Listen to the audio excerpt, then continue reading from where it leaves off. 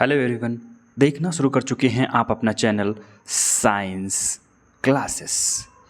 जैसा कि थंबनेल पे आप लोग देख पा रहे हैं, आज हम पढ़ने जा रहे हैं about the biological classification. One shot single video detail में हम पढ़ेंगे, जैसा कि हमने कुछ जनरल पॉइंट ऑफ व्यू की hierarchical order like kingdom, phylum, class, order, then family, genus और स्पीसीज, ये सारे सेगमेंट हमने द लिविंग वर्ल्ड में पढ़ रखे हैं। इसका वीडियो आपको प्लेलिस्ट में मिल जाएगा या फिर चैनल के डिस्क्रिप्शन लिंक में जाइएगा, वहाँ पे वो अवेलेबल करा दिया गया है। डायरेक्ट आप लिविंग वर्ल्ड भी देख सकते हैं। वहाँ पे सिर्फ इतनी सी जानकारी दी गई थी कि किस किस पैटर्न पे क्लासिफिकेशन करने थे, लिविंग क्या है या नॉन लिविंग क्या है। यहाँ पे हम थोड़ा सा और आगे डिटेल में पढ़ने वाले हैं कि ये जो अलग अलग स्पीसीज़ के एनिमल्स, बर्ड्स, प्लांट आपको देखने को मिलते हैं, इनको किस पैटर्न पे या किस किस सेगमेंट्स में अलग अलग पार्ट्स में बांटा गया है। तो आइए हम बात करते हैं थोड़ा सा पहले बायोलॉजी के बारे में।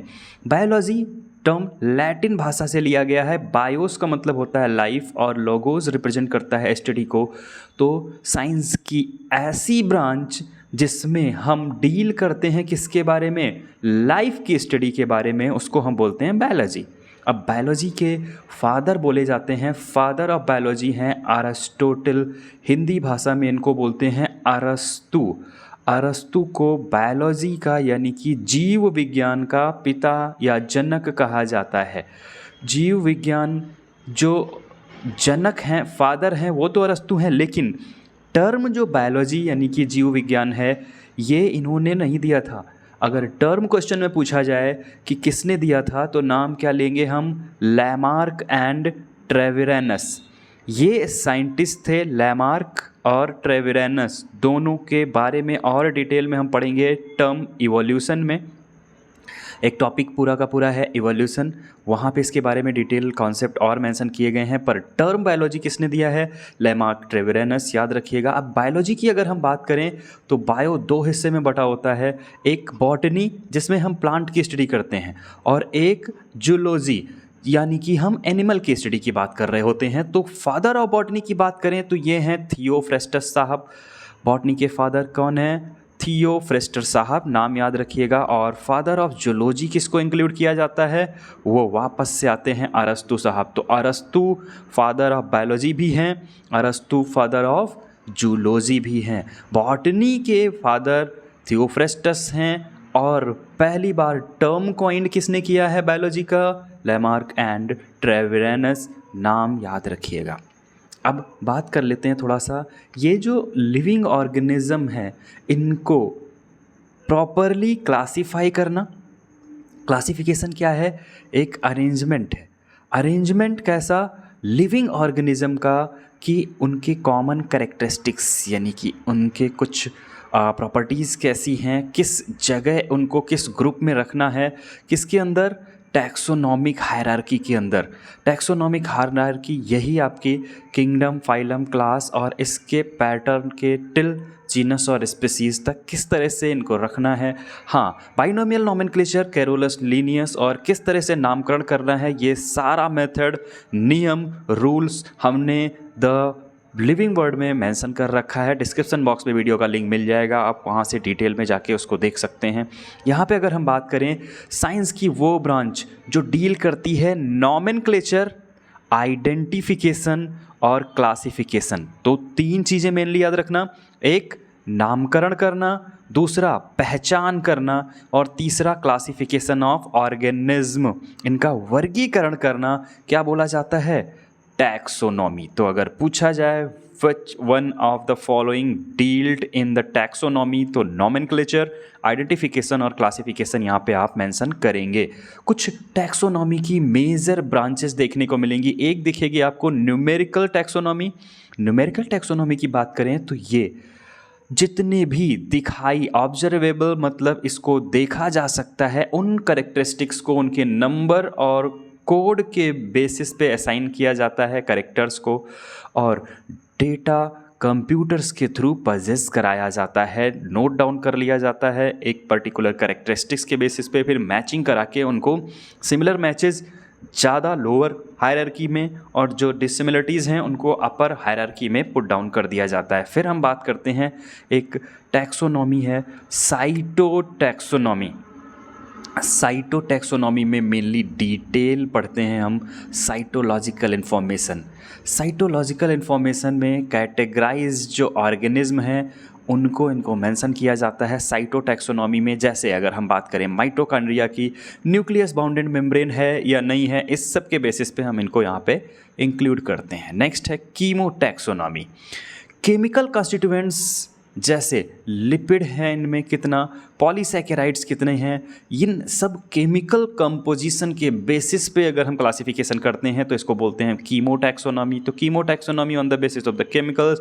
साइटोटैक्सोनॉमी में हम बात करते हैं साइटोलॉजिकल इन्फॉर्मेशन की, और न्यूमेरिकल टैक्सोनॉमी में हम बात करते हैं ऑब्जर्वेबल कैरेक्टर्स को और फिर उनको असाइन करते हैं कोड्स के फॉर्म में और कंप्यूटर्स के थ्रू डेटा ऑपरेट करते हैं। तो आइए हम बात कर लेते हैं क्लासिफिकेशन के लिए कुछ इतिहास अलग अलग साइंटिस्टों के माध्यम से, और फिर उनको जो क्लासिफिकेशन बताए गए हैं 5 kingdom classification, majorly most accepted classification modern है, उसको हम यहाँ पे डिटेल में पढ़ते हैं। सबसे पहले बात करते हैं अरस्तु के क्लासिफिकेशन के बारे में।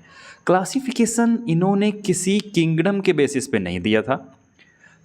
जैसे बहुत सारे साइंटिस्ट आए वैसे ही ये अरस्तु साहब, फोटो भी इनका दिया गया है, इन्होंने क्लासिफिकेशन किया। ये सबसे पहले इन्होंने अटेम्प्ट किया ज़्यादा साइंटिफिक बेसिस पे क्लासिफिकेशन करने का ऑर्गेनिज्म पे। इन्होंने प्लांट को 2 हिस्से में बांटा। प्लांट को बांटा किसमें? प्लांट को इन्होंने बांटा 3 पार्ट में। एक हर्ब, साग जिसको बोलते हैं, छोटी छोटी हरी हरी घासें जिनकी बात करते हैं, ये जो फसलें हम उगाते हैं, धान, गेहूं, ज्वार, बाजरा, मक्का, ये सब हाउस में काउंट किए जाते हैं घास के तौर पे। कुछ समय के लिए उगती हैं, उसके बाद समाप्त हो जाती हैं, फिर से बीज बोने के बाद इनको उगाया जाता है। दूसरा हिस्सा आता है श्रब्स। श्रब्स झाड़ियाँ जो ज़मीन से ना सटी हुई थोड़ा सा ऊंचाई तक पाई जाती हैं और बाइनियल या ट्राइनियल 2 से 3 साल, 4 साल या 5 साल तक इनकी प्रेजेंस देखने को मिलती है। और फिर ट्रीज़ ये बड़े होते हैं, ऊंचे से होते हैं, मजबूत होते हैं। तो टोटल 3 पार्ट में इन्होंने प्लांट को डिवाइड किया और फिर इन्होंने एनिमल को डिवाइड किया मेजरली 2 हिस्से में। एनिमल कौन से? एक लाल खून वाले एनिमल जिसमें हम मैमल्स, लिजर्ड्स, बर्ड, फिशेस, इन सब की बात करते हैं। खून इनका होता है लाल रंग का। कुछ एनिमल ऐसे होते हैं जो रेड ब्लड नहीं कैरी करते हैं, खून लाल नहीं होता है। कुछ हार्ड बॉडी के कीड़े, कुछ सॉफ्ट बॉडी के देखने को मिलते हैं। हार्ड बॉडी में इंसेक्ट्स देखने को मिल जाते हैं। जैसे हम बात करते हैं कॉकरोच की, तो कभी कॉकरोच जब दब जाता है पैरों के नीचे या किसी वजह से मर जाता है दब के, तो देखिएगा लाल रंग का खून नहीं देखने को मिलता है। ऐसे ही कुछ सॉफ्ट बॉडीज़ हैं जैसे सेलफिश जिसके चारों तरफ कवरिंग देखने को मिलती हैं। नो सेल्स बिना कवरिंग के देखने को मिलती हैं जेलीफिशेस, तो ये आपकी सॉफ्ट बॉडीज में आ जाती हैं, लेकिन इनके पास रेड ब्लड नहीं देखने को मिलता है। तो ये पहला क्लासिफिकेशन नहीं बोला जाता है, पर हाँ इन्होंने डिवीज़न किए थे प्लांट को 3 हिस्से में और एनिमल को 2 हिस्से में। फिर आया सबसे पहली बार क्लासिफिकेशन 2 किंगडम क्लासिफिकेशन। इसको प्रपोज किया था कैरोलस लिनियस साहब ने। ये जो क्लासिफिकेशन था ऑर्गेनिज्म का, इसमें किंगडम प्लांटी और किंगडम एनिमैलिया, सारे ऑर्गेनिज्म को सिर्फ 2 बेसिस पे डिवाइड कर दिया गया। अब डिवाइड तो कर दिया गया, लेकिन इसमें देखने को क्या मिला? बहुत सारे जो एनिमल्स थे जो नहीं चाहिए थे यहाँ पे होने, फिर भी कुछ करेक्टरिस्टिक्स प्लांटी के कैरी कर रहे हैं, कुछ एनिमैलिया के फिर भी प्रेजेंट हैं किंगडम प्लांटी में या एनिमैलिया में डाल दिए गए। तो क्या हुआ? इनको अलग से क्लासिफिकेशन करने में समस्याएं आईं। इसकी वजह से यहाँ पे बहुत सारे ड्रॉबैक्स देखने को मिलते हैं 2 किंगडम क्लासिफिकेशन में, जिसमें सबसे पहले बात करते हैं प्रोकैरियोटिक सेल्स की, जिसमें बैक्टीरिया और साइनोबैक्टीरिया यानी कि बीजी, ब्लू ग्रीन एल्गी, और कुछ यूकैरियोट्स जिसमें फंजाई, मासेस, फर्न, जिम्नोस्पर्म और एंजियोस्पर्म, इन सब को किस में रखा गया? प्लांट में।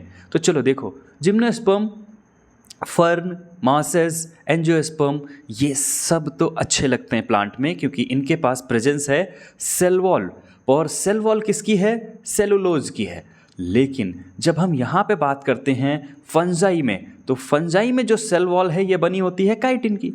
तो अब यहाँ पे डिफरेंसेस आए कि अगर सेलुलोजिक वॉल और काइटिन वॉल दोनों को अलग अलग डिस्टिंग्विश किया जाए तो कैसे इसको पोजेस कराया जाएगा या किस तरह से इसको मैनेज किया जाएगा। फिर यहाँ पे कहानी आई कि अलग अलग फीचर होने के बावजूद भी सबको किस में मिला दिया गया था, प्लांट में। तो इनको हमें ज़रूरत पड़ी कैसे अलग करने की। फिर देखने को मिला कुछ यूनिसेलुलर और कुछ मल्टीसेलुलर ऑर्गेनिज्म एक ही ग्रुप में डाल दिए गए। अब क्या ऐसा हो सकता है, एक सिंगल सेल और एक मल्टीसेलुलर ऑर्गेनिज्म बंचेस हैं, ग्रुप्स हैं, इन सबको एक ही साथ रख दिया जाए कि हाँ ये भी है ये भी है, दोनों बराबर हो सकते हैं क्या? नहीं हो सकते हैं। तो इन्होंने जैसे सिंगल सेलुलर ऑर्गेनिज्म की बात करें, क्लैमाइडोमोनास, स्पायरोगायरा, ये सब कहाँ ला के रख दिए गए, एल्गी के अंदर। क्लैमाइडोमोनास और स्पायरोगायरा को एक साथ रखा गया एल्गी में, जबकि काफ़ी सारे डिफरेंसेस इनमें देखने को मिलते हैं। फिर यहाँ पे देखने को मिलता है it did not differentiate between heterotrophic fungi और ऑटोट्रॉफिक ग्रीन प्लांट, क्योंकि सबको किस में रखा है, प्लांट में। फंजाई भी प्लांट में है और नॉर्मली ग्रीन प्लांट्स भी, यानी कि हम जिम्नोस्पर्म एंजियोस्पर्म की बात करें तो वो भी प्लांट में ही रखे गए थे। तो क्या देखने को मिलता है, दोनों में हेट्रोट्रॉफिक जो फंजाई हैं।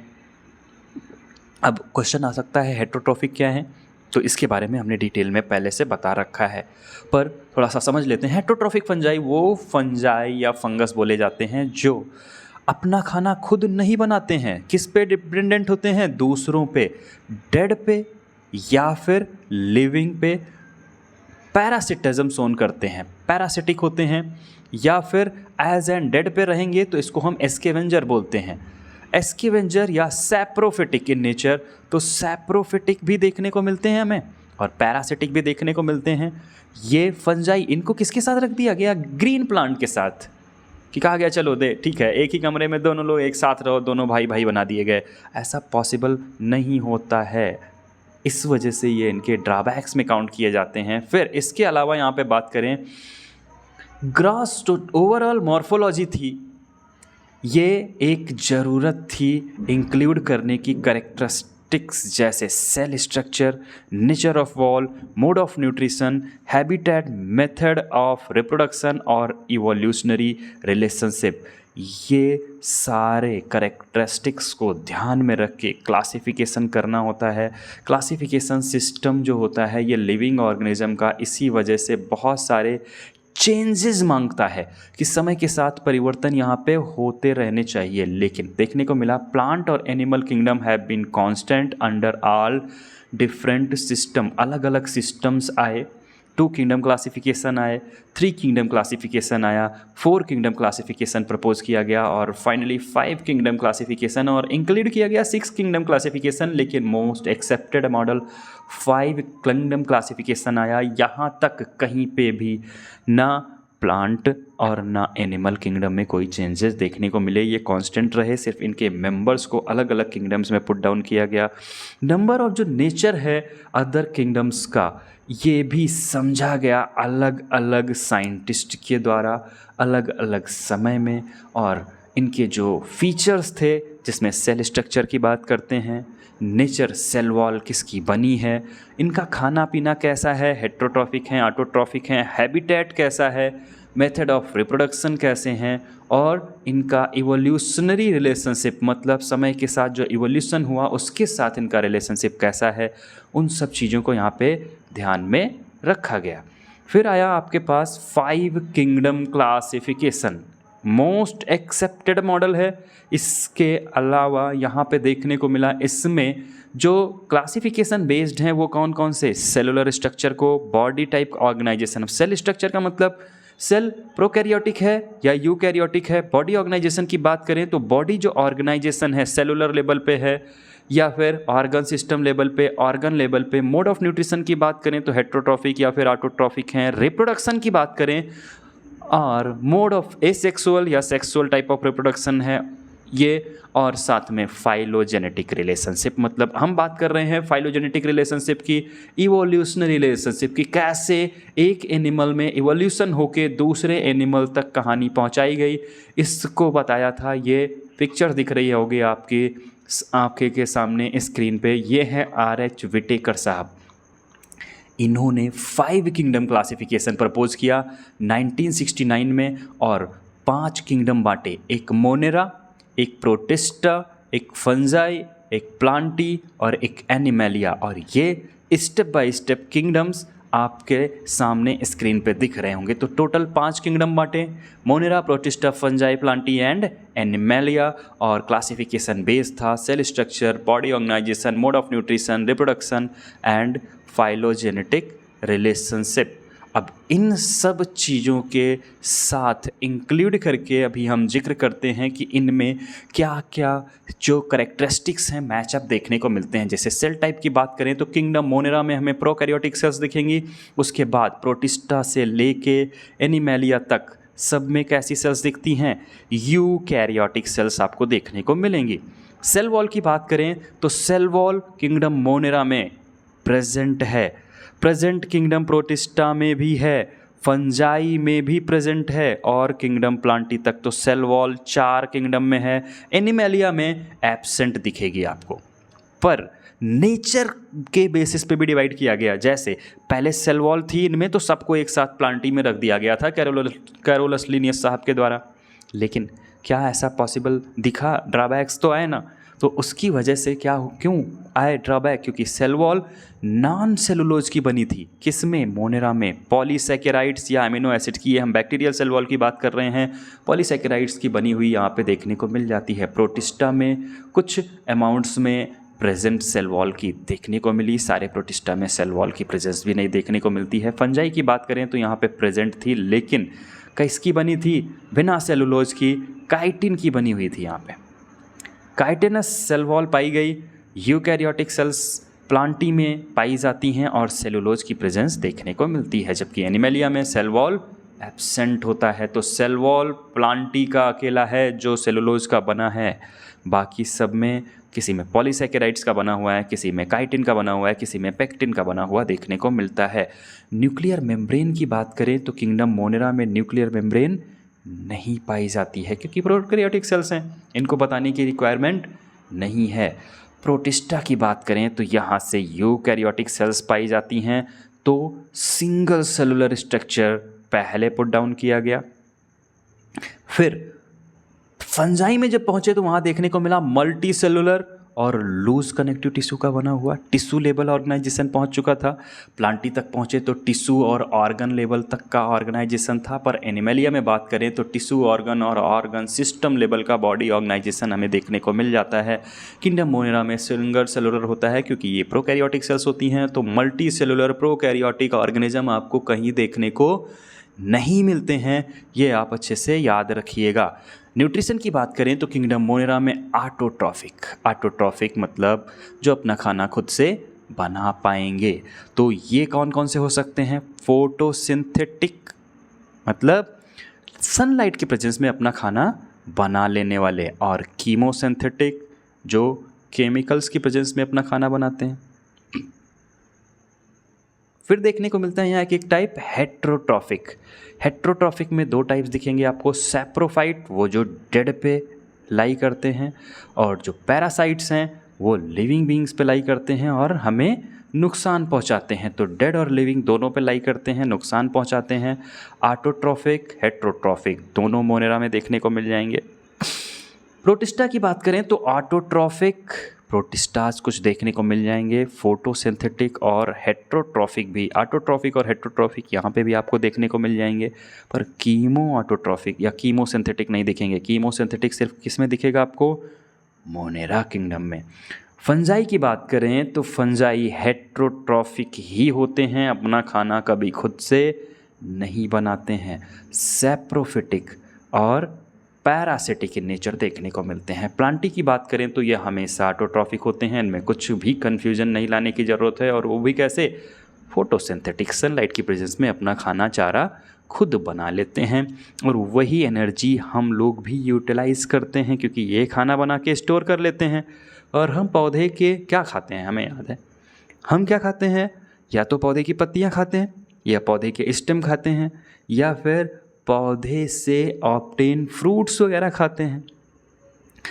फिर हम किसी एनिमल को खाते हैं, तो एनिमल भी तो अल्टरनेटली किसी प्लांट के सहारे डिपेंडेंट था ना। उसको खाया होगा। तो हमारी एनर्जी का जो मेजर सोर्स है वो कौन है? प्लांट ही, जो हमें फूड प्रोवाइड करते हैं। ये जो फूड है हम खाने के बाद हमारे पेट में स्टोरेज होता है।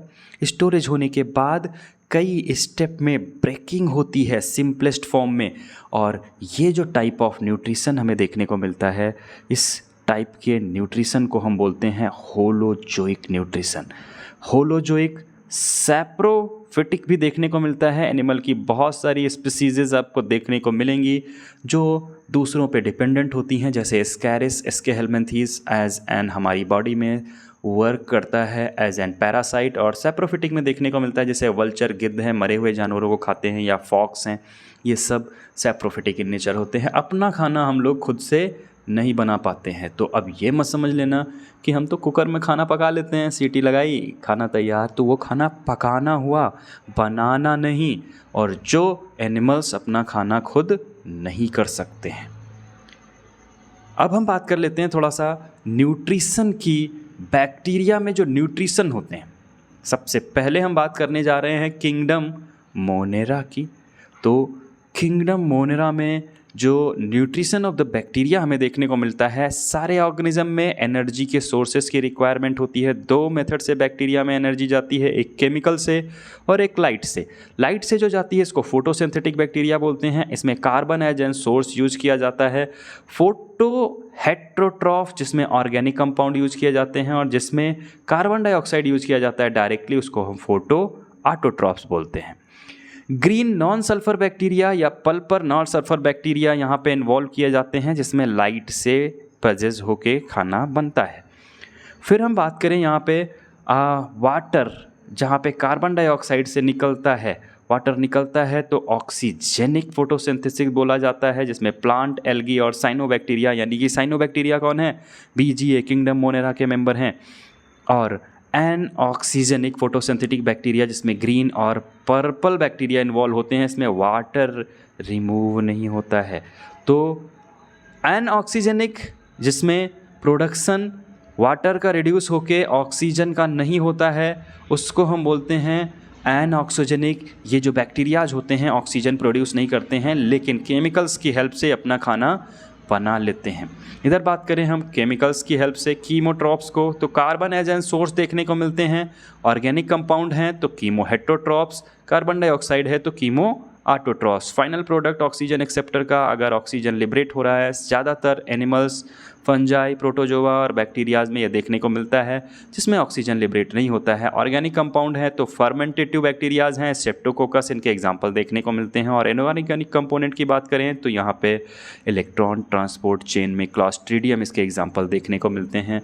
ये बैक्टीरिया के कुछ न्यूट्रिशन टाइप होते हैं।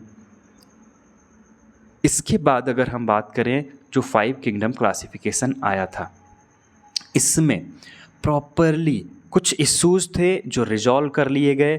जैसे हमारे पास पहले जो बैक्टीरिया थे, ब्लू ग्रीन एल्गी थे, इनको सबको प्लांट में डाल दिया गया था, लेकिन इनको प्लांट में डालने की ज़रूरत नहीं थी क्योंकि ये बहुत ज़्यादा डिफरेंसेस थे। तो जो कुछ भी ड्रॉबैक थे वहाँ पे 2 किंगडम क्लासिफिकेशन में हमने पढ़े थे, वही यहाँ पे रिजॉल्व कर लिए गए हैं। और यहाँ पे क्या हुआ, डायरेक्टली एक साथ लेके आते हैं प्रोकैरियोटिक बैक्टीरिया और यूकैरियोट्स को एक साथ वहाँ पे इंक्लूड कर दिया गया था। इसके अलावा यूनिसेलुलर, मल्टीसेलुलर को एक साथ डाला गया था। ये सारी समस्याएं क्या कर दी गई, यहाँ पे दूर कर दी गई। हेट्रोट्रॉपिक ग्रुप को सेपरेट करके और ऑटोट्रॉपिक प्लांट को सेपरेट कर दिया गया। तो ये डिफ्रेंशिएट यहाँ पे क्लासिफिकेशन में अभी नहीं हो पाया है। The classification did not differentiate between heterotrophic group और ऑटोट्रॉपिक प्लांट। तो यहाँ पे कंसीडर किया गया फंजाई को, एक अलग किंगडम फंजाई में पुट डाउन कर दिया गया। सारे प्रोकैरियोटिक ऑर्गेनिज्म को एक साथ ग्रुप में अंडर में रखा गया, किसमें, मोनेरा में। यूकैरियोटिक में जो सिंगल सेलुलर थे उनको प्रोटिस्टा में रखा गया। किंगडम प्रोटिस्टा में एक साथ लेके आए क्लेमाइडोमोनास और क्लोरेला। अर्लियर इनको कहाँ रखा गया था, एल्गी में रखा गया था। पैरामीशियम और अमीबा ये पहले एनिमल किंगडम में रखे गए थे, इनको एक साथ हमने पुट डाउन करके रखा, किसमें, प्रोटिस्टाज में। अर्लियर क्लासिफिकेशन में इनको अलग अलग किंगडम में पुट डाउन कर दिया गया था, क्योंकि इन्होंने क्लासिफिकेशन के जो क्राइटेरिया थे वो ये चेंज करते हैं। क्लासिफिकेशन के क्राइटेरिया को इन्होंने इंक्लूड किया कि जो क्लासिफिकेशन सिस्टम था समय के साथ बदला, इसमें सिर्फ मार्फोलॉजिकल करेक्टर को ना रख के या फिजियोलॉजिकल करेक्टर को ना रख के या रिप्रोडक्टिव सिमिलरिटीज़ को ना रख करके फाइलोजेनेटिक रिलेशनशिप यानी कि इवोल्यूशनरी रिलेशनशिप को भी एक साथ पुट डाउन किया गया और फिर क्लासिफिकेशन परफॉर्म कराए गए। तो हम बात करने जा रहे हैं सबसे पहला किंगडम मोनेरा, जिसको हम बैक्टीरियाज के नाम से भी जानते हैं। ये हमें देखने को मिलने वाला है। बैक्टीरिया एक अकेला मेंबर है मोनेरा का, लेकिन बहुत ज़्यादा मात्रा में पाया जाने वाला माइक्रो ऑर्गेनिज्म है। 100 ऑफ द बैक्टीरियाज प्रेजेंट हो सकते हैं। किसमें? ये हाथ है, आपके हाथों में अगर मिट्टी लगी हुई है तो माइक्रोस्कोपिक विज़न में देखेंगे तो 100 टाइप से भी ज़्यादा की बैक्टीरियाज उस जगह पे पाई जा सकती हैं। इनकी बात करें तो ये बहुत एक्सट्रीम हैबिटेट, मतलब रहन सहन किसी भी क्रिटिकल कंडीशन में रह सकते हैं। जैसे हमारे साथ क्या है कि अगर गर्मी बहुत बढ़ी या ठंडी ज़्यादा बढ़ी तो हम भागते हैं, लेकिन ये हर एक्सट्रीम हैबिटेट में सर्वाइव कर सकते हैं। इवन हॉट स्प्रिंग, गर्म पानी के झरने में, डिज़र्ट, रेगिस्तान में, बर्फ़ में और समुद्र की गहराइयों में पाए जा सकते हैं। ज़्यादातर बैक्टीरियाज कैसे होते हैं? पैरासिटिक होते हैं। ये कुछ बैक्टीरियाज की इमेजेस हैं। इस तरह से बैक्टीरियाज आपको देखने को मिलते हैं। बैक्टीरिया के अगर हम शेप के बेसिस पे डिवाइड करें तो बैक्टीरिया 4 कैटेगरीज में डिवाइड किया जाता है। कोकाई, ये स्फेरिकल शेप का देखने को मिलता है। कुछ इस तरह से डायग्राम आपको रिप्रेजेंटेड किया गया होगा आपकी NCERT में। यहाँ पे बात करें नेक्स्ट, बैसिलस यानी कि रॉड शेप बैक्टीरियाज आपको कुछ इस तरह से देखने को मिलती हैं। रॉड लाइक शेप देखने को मिल जाएगा। वाइब्रियम कॉमा शेप बैक्टीरियाज को बोलते हैं। ये शेप आपको जैसे कॉमा लिखते समय हिंदी वर्डमाला में एक तरह से कॉमा लगाया जाता है ना, वैसे ही शेप देखने को मिलते हैं। विब्रियो, कॉलेरी, इनके एग्जाम्पल आपको देखने को मिल जाएंगे।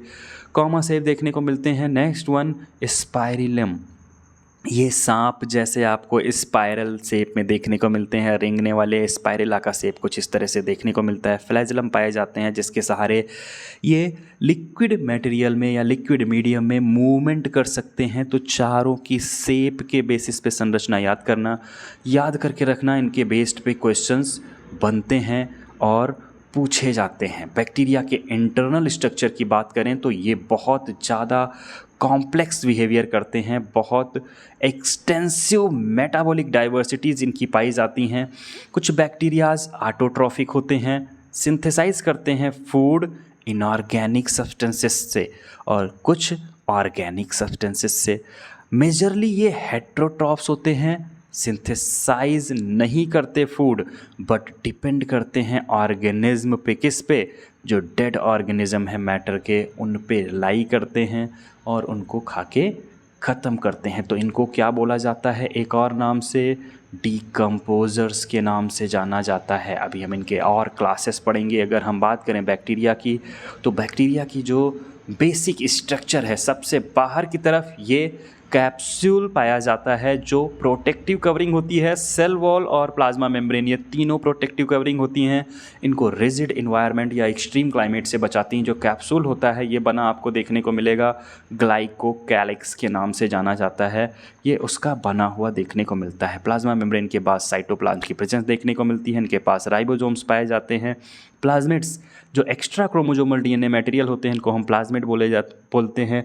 इनके पास एक्सटर्नल जो सेल मेम्ब्रेन है उसकी कुछ आउटग्रोथ देखने को मिलती हैं जिनको हम पिलाई के नाम से मेंशन करते हैं। और जो long elongated thread like structure देखने को मिलती है इसको बोलते हैं हम फ्लैजेला। तो फ्लैजेला इनमें मूवमेंट में हेल्प करता है। पिलाई की बात करें तो ये सरफेस से अटैचमेंट में हेल्प करती है। इनके पास न्यूक्लियस लाइक स्ट्रक्चर पाई जाती है। न्यूक्लियर मेम्ब्रेन, क्लोज्ड न्यूक्लियस की प्रेजेंस नहीं होती है, इसको हम न्यूक्लियोइड, ये सर्कुलर DNA होता है। इनकी इंटरनल स्ट्रक्चर कुछ इस तरह से देखने को मिलती है। बैक्टीरियाज की कैप्सूल बहुत ज़्यादा सपोर्टिव इन नेचर देखने को मिलते हैं। क्लासिफिकेशन की बात करें तो बैक्टीरिया को 2 टाइप में मेजरली डिवाइड किया जाता है। एक है आर्की बैक्टीरिया और एक है you bacteria. Archie bacteria primitive type के बैक्टीरियाज बोले जाते हैं। इनमें हम देखने को पाएंगे हैलोफिल्स। हैलोफिल्स वो बैक्टीरियाज हैं जो एक्सट्रीम सलाइन एनवायरनमेंट में यानी कि समुद्र के साल्टी वाटर में इनकी प्रेजेंस भी देखने को मिल जाती है। तो साल्टी एनवायरनमेंट में देखने को मिलते हैं। थर्मो एसिडोफिल्स वो बैक्टीरियाज जो हाई क्विक टेम्परेचर पे यानी कि हॉट स्प्रिंग पे भी पाए जाते हैं, और इसके अलावा पीएच डिफरेंट पीएच स्केल पे भी इनकी प्रेजेंस देखने को मिलती है। इनको बोलते हैं थर्मो एसिडोफिल्स। और एक टाइप देखने को मिलेगा methanogens bacterias which can produce methane gas. Methane gas produce कर सकते हैं। दलदल या मार्सी एरियाज़ में पाए जाते हैं ये बैक्टीरियाज, वहाँ पे भी इनकी प्रेजेंस देखने को मिल जाती है। फिर बात करते हैं यू बैक्टीरिया की। यू बैक्टीरिया आपके दो टाइप्स के होंगे, एक ऑटोट्रॉप्स और एक हेटेरोट्रॉप्स।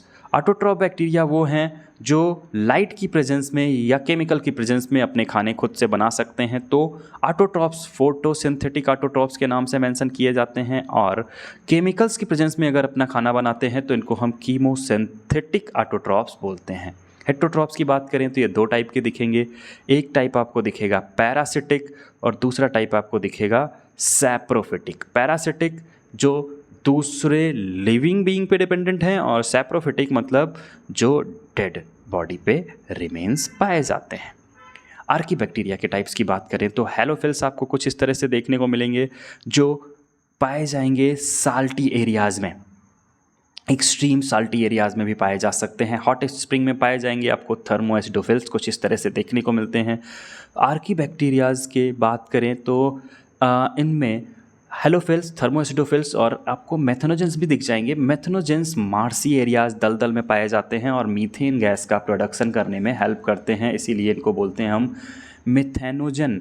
आर्की बैक्टीरिया की बात करें तो इनके पास डिफरेंट अलग अलग सेल वॉल की स्ट्रक्चर पाई जाती है, और इनका जो सर्वाइवल है यानी कि जिंदा रह पाना, ये बहुत एक्सट्रीम कंडीशन में देखने को मिल जाता है। Methanogens guts of ruminants animal, गाय भैंस जो घास खाती हैं उन जानवरों के पेट की अतड़ियों में पाए जाते हैं ये, और मीथेन यानी कि बायोगैस प्रोड्यूस करने में हेल्प करते हैं।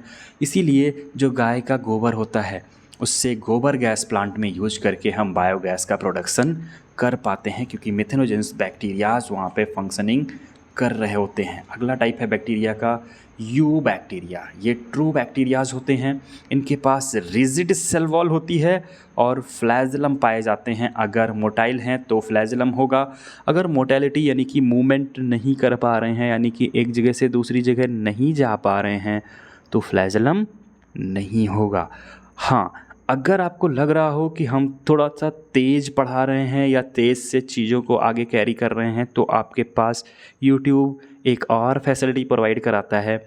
आप स्पीड को स्लो डाउन कर सकते हैं, या फिर आप तेज़ी से देखना चाहें तो स्पीड आप बढ़ा सकते हैं। ये वेरिएबिलिटी है YouTube आपको देता है, तो इसका भी आप लाभ ले सकते हैं। और वॉल्यूम अगर कम ज़्यादा लगे तो वॉल्यूम भी पावर से आप इंक्रीज़ कर सकते हैं।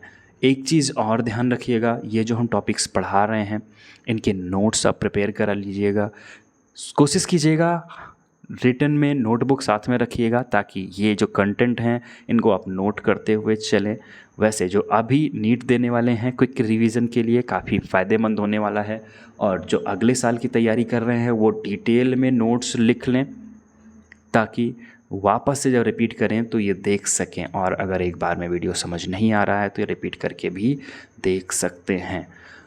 आगे बात करें तो ये ऑटोट्रॉफिक, जिसमें फोटोसिंथेटिक और कीमोसिंथेटिक और साथ में हेटेरोट्रॉफिक देखने को मिलेंगे, जो सैप्रोफिटिक और पैरासिटिक इन नेचर होते हैं। फिर अगर हम बात करें इनके क्लासिफिकेशन की फोटोसिंथेटिक ऑटोट्रॉप्स की, फोटोसिंथेटिक ऑटोट्रॉप्स या इनको बोलते हैं हम साइनोबैक्टीरिया। साइनोबैक्टीरिया की बात करें तो इनको बोलते हैं हम ब्लू ग्रीन एल्गी। इनके पास क्लोरोफिल ए पाया जाता है, सिमिलर कैसा, ग्रीन प्लांट जैसा। अब यहाँ पे क्वेश्चन आता है, चलो क्लोरोफिल तो है तो इसका मतलब इनके पास क्लोरोप्लास्ट होगा? नहीं, क्लोरोप्लास्ट नहीं होता है इनके पास। तो अब यहाँ पे क्वेश्चन आता है, पिगमेंट कैरी करने वाला यहाँ पे कौन सा स्ट्रक्चर देखने को मिलेगा, तो इसको बोलते हैं क्रोमेटोफोर। क्रोमेटोफोर्स लाइक स्ट्रक्चर यहाँ पे पाई जाती है, जिसके अंदर प्रेजेंट देखने को मिल जाते हैं क्लोरोफिल ए, और वो सनलाइट की प्रेजेंस में फोटोसिंथेसिस परफॉर्म कराते हैं और खाना अपना खुद बनाते हैं। ऐसे एल्गी यूनिसेलुलर हो सकते हैं, सिंगल सेल के बने हुए, या फिर ये कॉलोनी में देखने को मिलेंगे आपको, और इनके पास फिलामेंट, पतले से फिलामेंट या धागे जैसी स्ट्रक्चर देखने को मिलेगी। मरीन होंगे, समुद्र के पानी में पाए जा सकते हैं, या फिर ये टेरेस्ट्रियल एल्गी बोले जाते हैं, ये ज़मीन पे भी आपको देखने को मिल जाते हैं। इनकी जो कॉलोनीज होती हैं जनरली सराउंडेड होती हैं किससे, जेलेटिस की बनी हुई एक सीथ से। सीथ मतलब एक पतली सी परत, उस परत के जो मटेरियल हैं उसको क्या बोलते हैं, जिलेटिन। तो जिलेटिन की बनी हुई जो सीथ है इसको हम जिलेटिनस सीथ बोलते हैं, थोड़ा सा चिपचिपी होती है। They often forms Bloom in polluted water bodies, जो गंदा पानी होता है उस पर पतली सी लेयर बना देते हैं ये ग्रीन कलर की चिकनी सी। कुछ इनमें से फिक्स करने में हेल्प करते हैं नाइट्रोजन इन स्पेशलाइज सेल, जिसको बोलते हैं हेट्रोसिस्ट। ये बनाते हैं किसकी हेल्प से, इस हेट्रोसिस्ट की हेल्प से नाइट्रोजन को फिक्स करने में हेल्प करते हैं। तो नाइट्रोजन फिक्सिंग बैक्टीरिया, कई बार क्वेश्चन पूछा गया है, नॉस्टॉक और एनाबिना, ये दोनों कैसे होते हैं, एटमॉस्फेयर की नाइट्रोजन फिक्स करने में हेल्प करते हैं। तो नाइट्रोजन फिक्सिंग बैक्टीरिया कौन कौन से हैं, नॉस्टॉक और एनाबिना। ये फोटो है एनाबिना का और ये है नॉस्टॉक का। फिलामेंटस एल्गी आपको देखने को मिलेगा। ऑसिलेटेरिया, ये मेनली हेल्प करते हैं नाइट्रोजन फिक्सेसिंग के अलावा जो कार्बन डाइऑक्साइड है उसको भी फिक्स करने में हेल्प करते हैं। साइनोबैक्टीरिया या ब्लू ग्रीन एल्गी। यहाँ पे हम बात करें इसकी स्ट्रक्चर की तो लेबल करने को डायग्राम बोला जाता है। ये जो ब्लू कलर की लेयर दिख रही है आपको, जिलेटिन, चिपचिपी सी, ऐसा दिखेगा जैसे टूथपेस्ट का पाउडर चारों तरफ से चिपका दिया गया हो, या ऑयली सरफेस जैसी दिखने की लगेगी आपको। किसकी बनी होगी, म्यूसिलेज की। म्यूसिलेजिनस सीथ पाई जाती है और स्पेशलाइज्ड सेल्स पाई जाती हैं। ये नॉस्टॉक की स्ट्रक्चर है।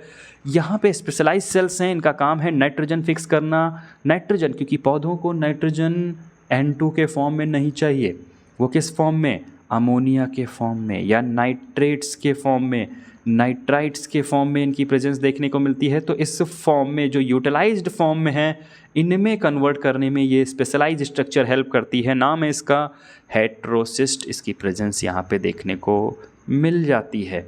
फिर हम बात करते हैं कीमोसिंथेटिक ऑटोट्रॉफ्स की।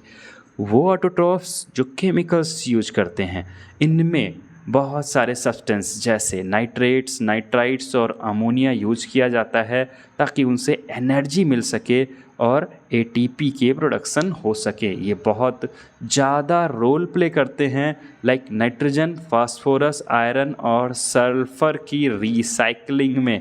सल्फ़र कंटेनिंग कंपाउंड को ब्रेक डाउन कर देते हैं सिंपलेस्ट फॉर्म ऑफ सल्फ़र में, और सल्फ़र फिर नेचर में चली जाती है। तो ये न्यूट्रिएंट साइकिल में बहुत बड़ा रोल प्ले करते हैं। कौन से बैक्टीरियाज, कीमोसिंथेटिक बैक्टीरियाज। नेक्स्ट हम बात करते हैं हेट्रोट्रॉफिक बैक्टीरियाज। वो बैक्टीरियाज जो अपना खाना खुद नहीं बनाते हैं।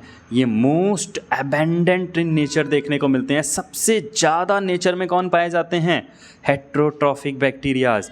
मेजॉरिटी, ज़्यादातर ये कैसे होते हैं, डीकम्पोजर्स होते हैं। डीकम्पोजर्स मतलब डेड रिमेन्स को क्या कर देते हैं, ये खा के ख़त्म कर देते हैं। इनकी वजह से हेट्रोट्रॉफिक बैक्टीरियाज में बहुत ज़्यादा हमारे पास बेनिफिट्स भी देखने को मिलते हैं। हेट्रोट्रॉफिक बैक्टीरियाज ह्यूमन अफेयर्स में बहुत बड़ा रोल प्ले करते हैं। ये दूध से दही बनाने में मदद करते हैं, एंटीबायोटिक के प्रोडक्शन में मदद करते हैं, नाइट्रोजन फिक्स करने में, लेग्यूमिनस प्लांट में इनके बहुत अहम रोल देखने को मिलते हैं। कुछ पैथोजेंस ह्यूमंस में डिजीज़ भी काज करते हैं, जैसे कुछ बींग्स में, ह्यूमन बींग्स में या फसलों में या फार्म एनिमल्स या पेट्स में अलग अलग टाइप की ये डिजीज़ेस काज करते हैं। जैसे अगर हम बात करें क्लोरेला की, तो क्लोरेला जिसमें हम बात करते हैं कॉलेरा आपका विब्रियो कॉलेरी नाम का बैक्टीरिया कॉलेरा डिजीज़ काज करता है। टाइफाइड की बात करें तो टाइफाइड आपको देखने को मिल जाएगा। किसकी वजह से काज होता है? सल्मोनेला टाइफी की वजह से। टिटेनस की बात करें तो जो टिटेनस होते हैं ये स्ट्रेप्टोकोकस टिटेनाई से काज आपको देखने को मिलते हैं। इसके अलावा हम बात करें सिट्रस कैंकर, ये प्लांट में होने वाली डिजीज़ है, ये भी बैक्टीरिया के थ्रू ही काज आपको देखने को मिल जाती है। तो ये बहुत सारे ऐसे बैक्टीरियाज़ हैं जो आपको मदद भी करते हैं और बीमार भी करते हैं। यहाँ पे हम बात करें बैक्टीरियाज़ के रिप्रोडक्शन की, तो बैक्टीरिया रिप्रोड्यूस करते हैं मेनली कैसे? फिजन से। फिजन मतलब एक बैक्टीरिया पहले 2 हिस्से में डिवाइड हो जाएगा और बट के 2 नए बैक्टीरिया तैयार हो जाएंगे। पर अंडर अनफेवरेबल कंडीशन, जब फेवरेबल कंडीशंस नहीं देखने को मिलती है तो ये क्या करते हैं? स्पोर बनाते हैं। वेजिटेटिव सेल्स हैं, इनके चारों तरफ अंदर ही एक हार्ड लेयर कैप्सूल्स फॉर्म देखने को मिलेगा जो सेल वॉल के अंदर ही पाया जाएगा। इनमें कोई चेंजेस नहीं दिखेंगे और फिर क्या देता है? इनमें डिवीज़न होते हैं और अंदर डेवलपिंग स्पोर कोट हो जाता है। स्पोर कोट डेवलप हो जाता है और ये मदर सेल के नाम से मेंशन किया जाता है, फिल्डअप होता है और जब भी कभी फेवरेबल कंडीशन आती है तो ये स्पोर्स को रिलीज़ कर देते हैं और एंडोस्पोर इनका बाहर निकल जाता है और फिर नया बैक्टीरिया बनके तैयार हो जाता है। ये सेक्सुअल रिप्रोडक्शन भी परफॉर्म करते हैं by adopting a primitive type of DNA transfer from one bacterium to another. एक बैक्टीरियम से दूसरे बैक्टीरियम में ट्रांसफ़र हो जाता है इनके जेनेटिक मटेरियल यानी कि डीएनए। इस मेथड से ये कुछ sexual short type complete sexual reproduction यहाँ पे नहीं देखने को मिलता है, पर summarised form of sexual reproduction यहाँ पे देखने को मिल जाता है। कुछ इस तरह से इनके आपके जेनेटिक मटेरियल आपस में ट्रांसमिट देखने को मिलते हैं। ये एफ प्लाज्मिड है, एक्स्ट्रा क्रोमोजोमल मटेरियल यहाँ पे रिसिपिएंट है, इनके पास पहुँचाना है। ये पाइला से क्या करते हैं? एक दूसरे से अटैच करते हैं। अटैच करने के बाद देखने को मिलता है इनके जो रिलैक्सोसोम होते हैं ये ट्रांसफ़र हो जाते हैं। राइबोसोम्स चूँकि फंक्शनेट कर रहे होते हैं, इनके जेनेटिक मटेरियल्स जो होते हैं डीएनए एक्स्ट्रा क्रोमोजोमल मटेरियल है प्लाज्मिड, इसमें ब्रेकिंग देखने को मिलती है और इनका रेप्लिकेशन होता है डीएनए पॉलीमरेज एंजाइम्स की हेल्प से। इनके नंबर्स इंक्रीज किए जाते हैं और फिर एडजेसेंट सेल में ट्रांसफ़र कर दिया जाता है और फिर ये दोनों सेल्स डिफरेंट हो जाती हैं। पुरानी सेल्स थी और ये नई सेल्स जिसके पास प्लाज्मिड नहीं था, अब प्लाज्मिड प्रेजेंट हो गया है। तो ये टाइप पार्शियली सेक्सुअल रिप्रोडक्शन बोल सकते हैं हम। इसी किंगडम मेनरा का एक मेंबर देखने को मिलेगा माइकोप्लाज्मा। माइकोप्लाज्मा में एक ऐसा ऑर्गेनिज्म है जिसके पास सेल वॉल ही नहीं पाई जाती है। ये स्मॉलेस्ट लिविंग सेल है जो पूरे अर्थ सरफेस पे पाई जाती है। ये बिना ऑक्सीजन के ज़िंदा रह सकती है, इनको ऑक्सीजन की रिक्वायरमेंट नहीं होती है सांस लेने के लिए। बहुत से जो पैथोजेनिक एनिमल हैं ये कांटाजिनस बोवाइन प्लूरोनिमोनियाई, ये जो निमोनिया काजिंग सब्सटेंसेस है, type of pneumonia and enzootic pneumonia of calves. Calves जानते हैं, बछड़ों की बात कर रहे हैं, तो बछड़ों में एंजोटिक निमोनिया होती है, हमारी बॉडी में सिंपली निमोनिया होती है। तो जो निमोनिया काजिंग कुछ एनिमल्स होते हैं वो यही देखने को मिलते हैं। आपको PPLO के नाम से बोला जाता है इसको, प्लूरोप्लाज्मा लाइक ऑर्गेनिज्म, या इसको प्लूरोनिमोनिया काजिंग लाइक ऑर्गेनिज्म बोला जाता है। इसको PPLO के नाम से मेंशन किया जाता है और प्लांट्स में ये काज करते हैं फिलोडी, विचेस ब्रूम्स और येलो डॉर्फ। किसमें? राइस में, चावल में ये कुछ कॉमन स्पीसीज़ या डिजीज़ेस काज करते हैं। कौन? माइकोप्लाज्मा। माइकोप्लाज्मा के बाद किंगडम मोनेरा ख़त्म होता है। बात करते हैं हम अब किंगडम प्रोटिस्टा की। किंगडम प्रोटिस्टा की अगर हम बात करें तो किंगडम प्रोटिस्टाज में आपको देखने को मिलेंगे सिंगल सेलुलर यूकैरियोट्स। अब यूकैरियोट्स हैं तो इनमें बाउंड्रीज डिफाइन नहीं देखने को मिलेंगी, पर न्यूक्लियर मेम्ब्रेन प्रॉपरली प्रेजेंट होगी। सेल के पास वेल डिफाइंड न्यूक्लियस होगा और अदर मेम्ब्रेन से घिरे हुए ऑर्गेनेल्स पाए जाएंगे। फ्लैजिला या सीलिया की प्रेजेंस देखने को मिलेगी। प्रोटिस्टाज प्राइमरली कैसे हैं? एक्वेटिक, पानी में पाए जाते हैं। ये लिंक फॉर्म करते हैं प्लांट्स, एनिमल्स और फंजाई के बीच में। रिप्रोड्यूस करते हैं एसेक्सुअली और sexually by involving cell fusion. Cells आपस में फ्यूज होती हैं और नई सेल्स प्रोड्यूस होती हैं और जाइगोट फॉर्मेशन भी देखने को मिलता है यहाँ पे।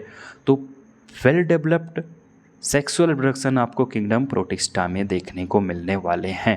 किंगडम प्रोटिस्टा की बात करें तो इनको 5 मेजर क्लासेस में डिवाइड किया जाता है। क्राइसोफाइट सबसे पहला टाइप देखने को मिलेगा, फिर डाइनोफ्लैजिलेट, यूग्लिनोइड, स्लाइमोड्स और प्रोटोजोवंस। घबराने की ज़रूरत नहीं है, इन सब के बारे में अभी हम एक एक करके पढ़ेंगे, नहीं तो सोचने शुरू कर दो कि ये कौन कौन से अजूबे अजूबे नाम बता दिए सर ने। ये सारे नाम पढ़े होंगे आपने, नहीं पढ़े हैं तो अब अभी डिटेल में हम इनके बारे में डिस्कस करेंगे। चैनल सब्सक्राइब नहीं किया है अभी तक तो सब्सक्राइब कर लीजिएगा, क्योंकि वीडियोस आपको जो भी टर्म्स फॉर्म में देखने को मिलेंगे वो यहाँ पे आपको चैनल पे हमारे मिलते रहेंगे। और अपने दोस्तों के साथ भी शेयर कर दीजिएगा ताकि वो भी इसके लाभ बेनिफिट्स ले सके।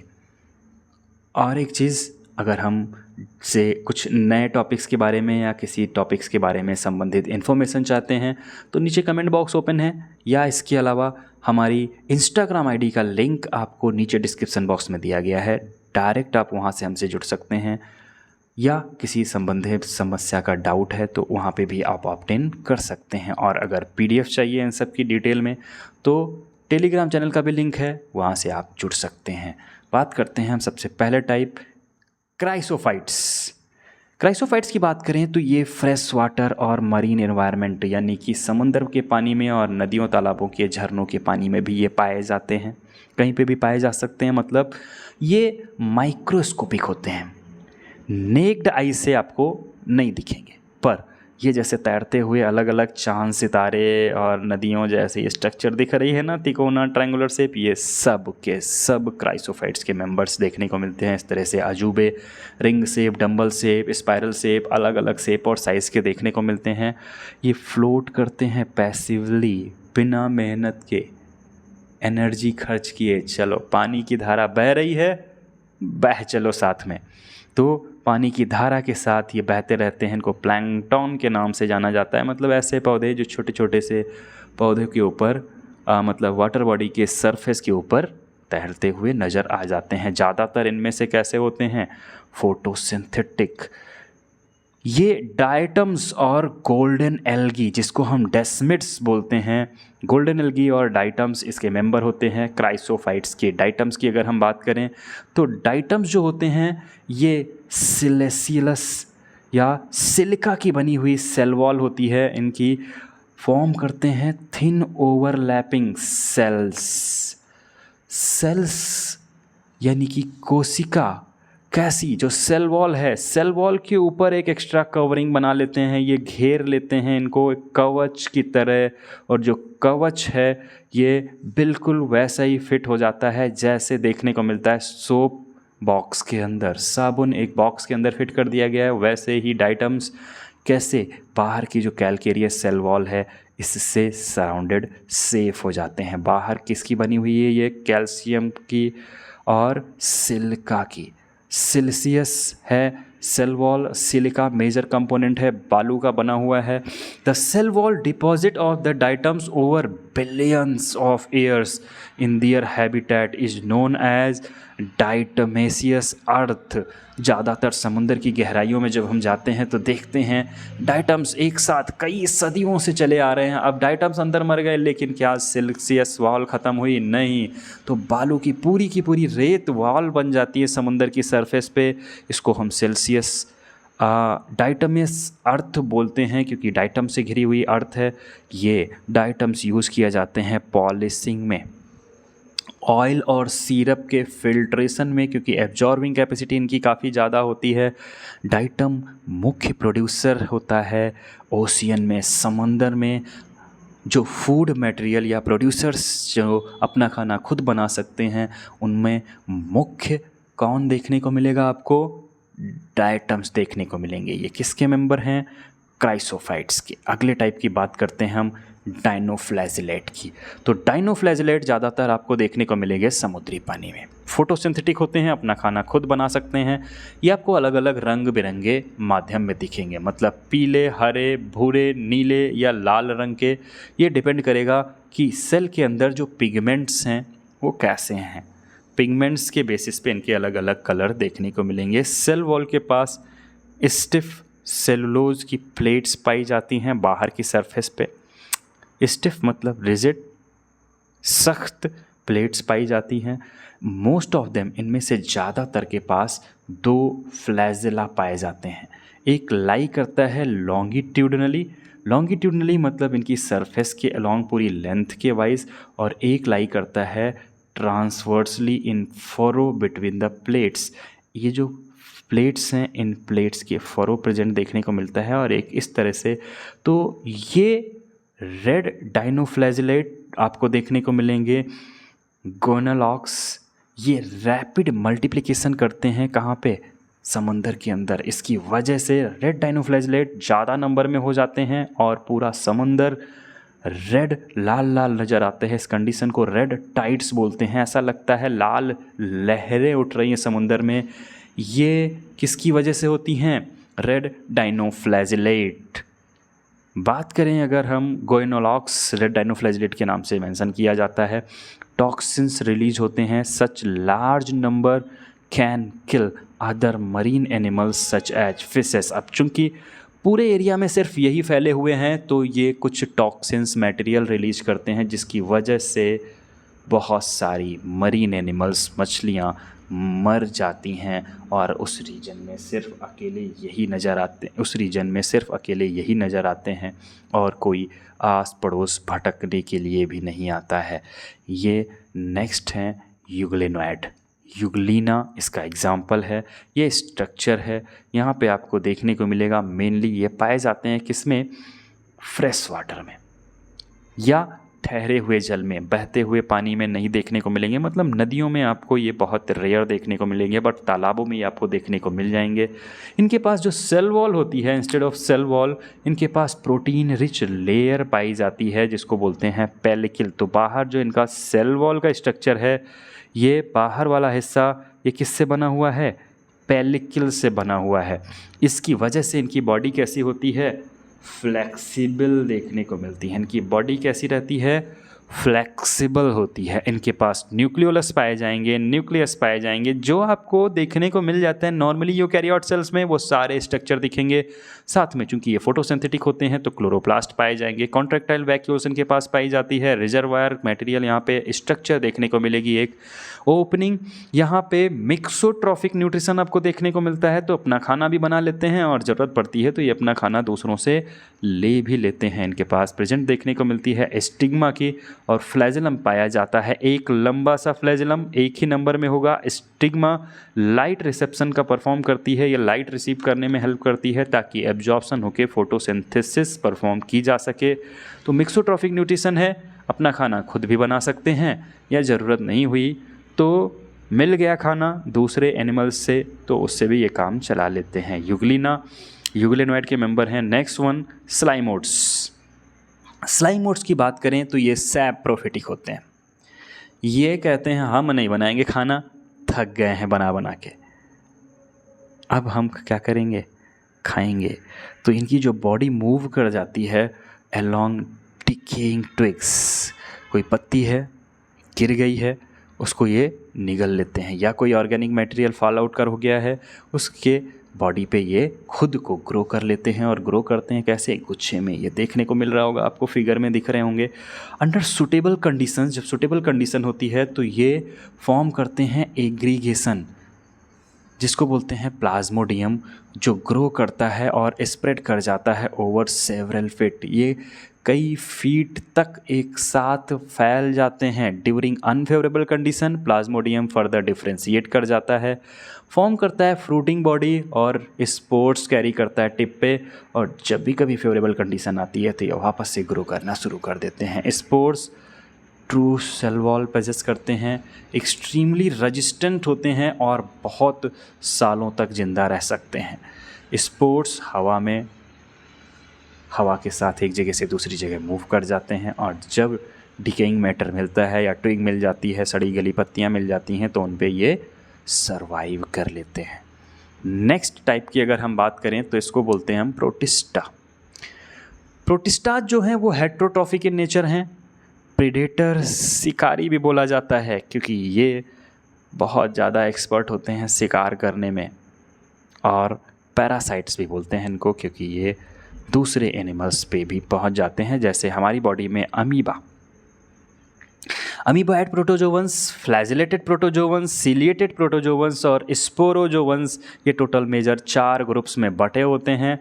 प्रिमिटिव रिलेटिव्स हैं एनिमल्स के, माना जाता है एनिमल किंगडम में भी जो स्पोरोजोवंस हैं इनको पुट डाउन किया गया था कुछ समय के लिए। तो ये जो प्रोटिस्टास के मेंबर हैं, किसके किंगडम प्रोटिस्टा के प्रोटोजोवंस, ये जो प्रोटोजोवंस हैं इनको पुट डाउन किया गया था एनिमल किंगडम में।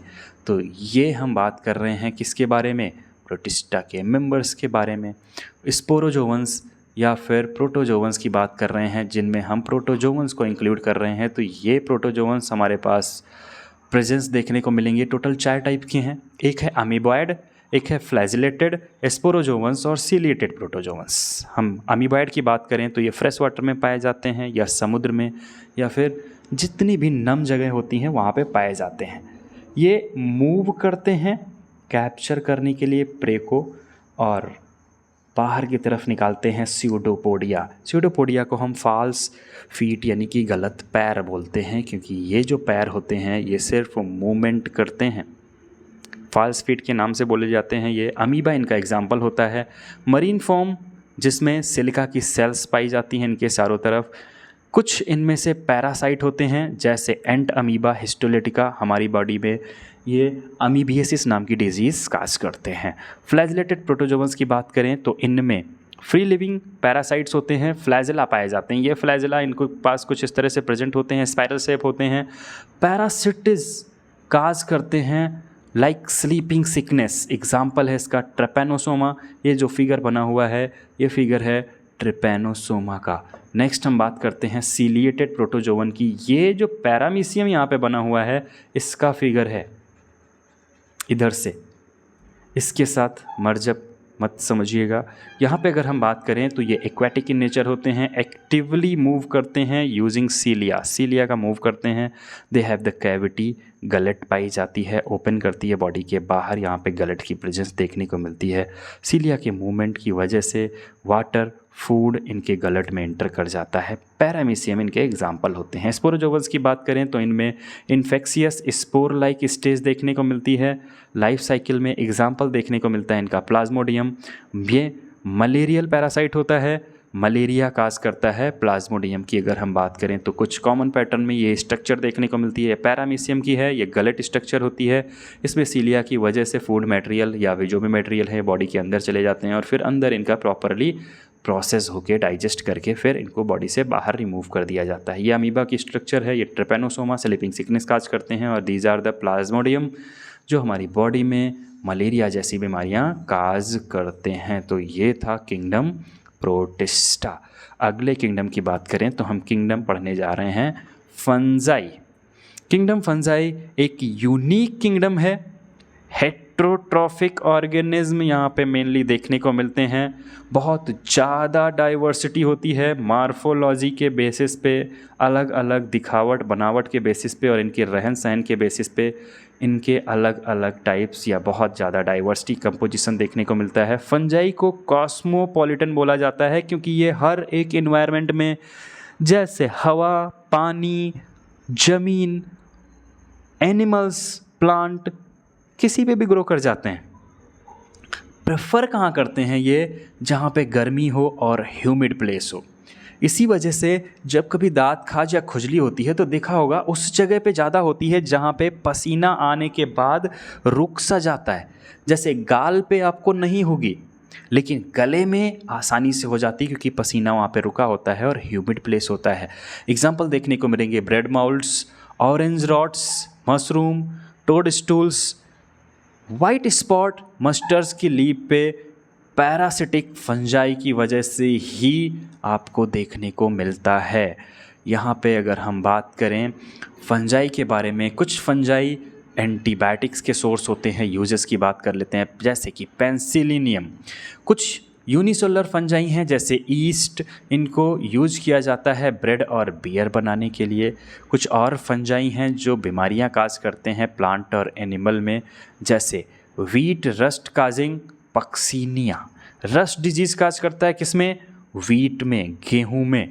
तो ऐसा ज़रूरी नहीं है कि ये यूजफुल ही हो, कुछ नुकसानदायक भी हैं, बीमारियां भी काज करते हैं। पक्सीनिया कुछ इस तरह से आपको देखने को मिलता है। रस्ट डिजीज़ काज करता है वीट में।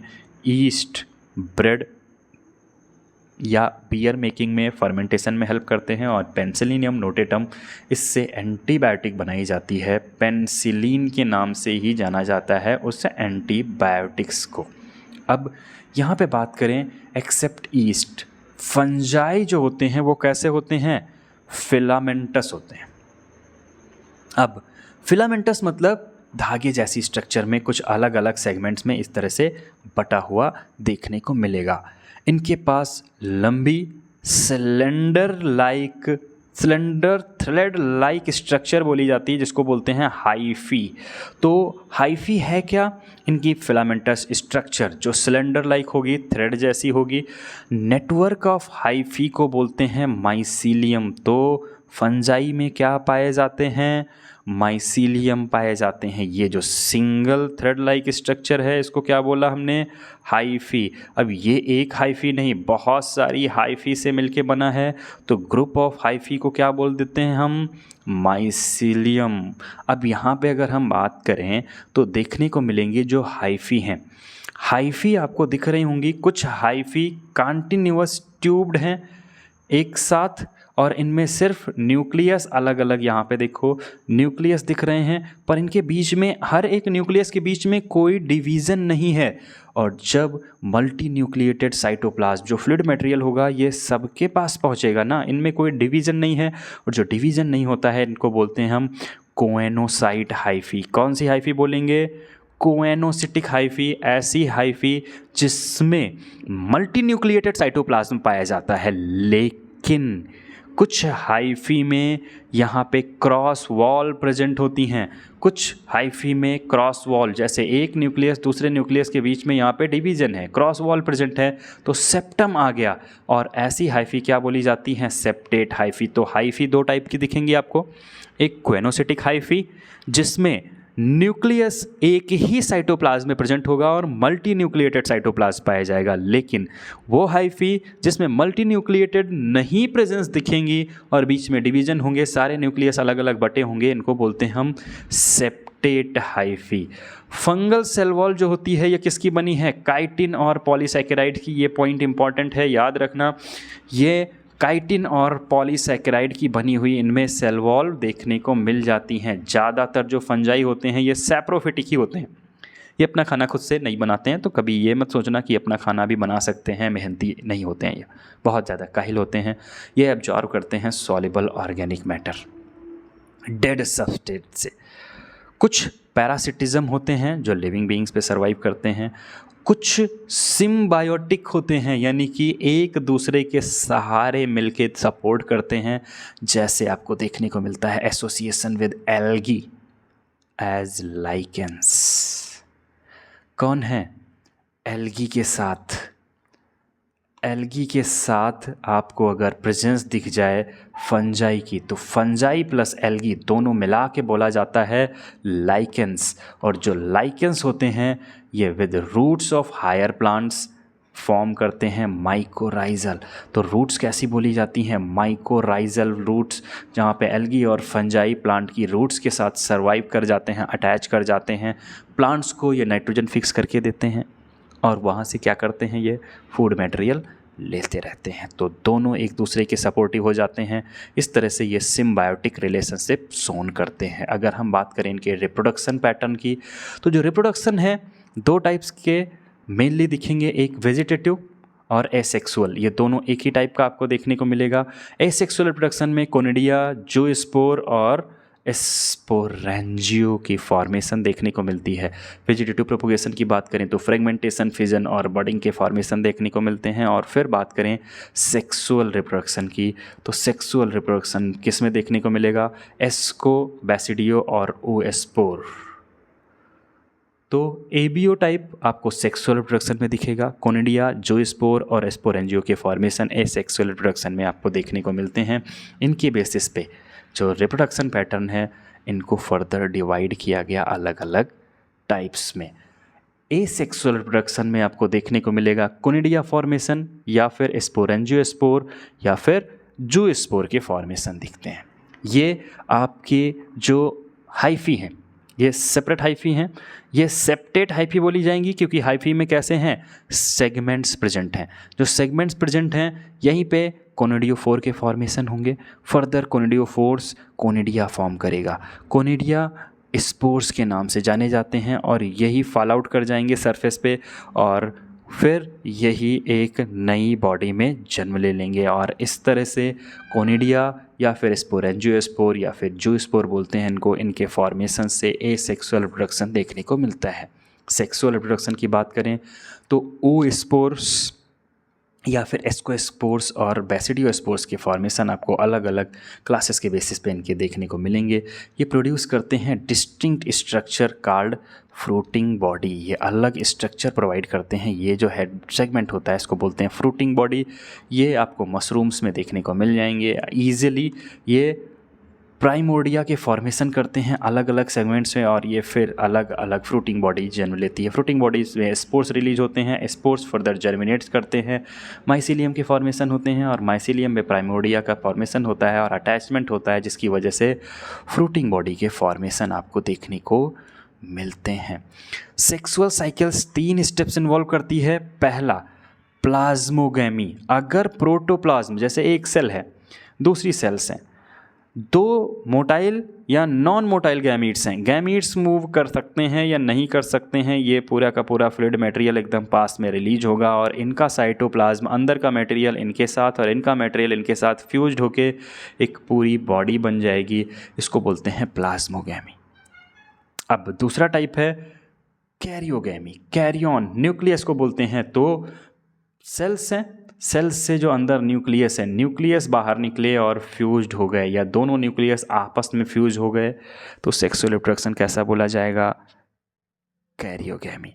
तो प्लाज्मोगैमी और कैरियोगैमी जिसमें 2 प्रोटोप्लाज्म फ्यूज हुए या फिर न्यूक्लियस फ्यूज हुए उनके बेसिस पे डिवाइड किया जाता है।